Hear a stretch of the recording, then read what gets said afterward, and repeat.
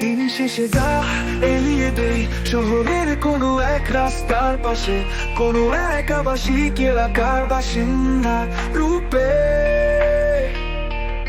কোনো এক গলির প্রথমাংশে, সেখানে স্মৃতি চিহ্ন এঁকে চাই, রোজ নাম চাই।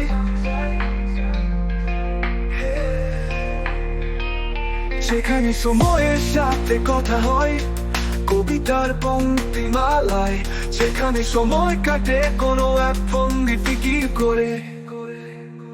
এভাবে চলছে জীবন অজানা ভবিষ্যতের দিকে, কোনো এক স্বপ্নহীন বন্দরে এসে নৌকা বিরাই, ধীর পায়ে চলছি।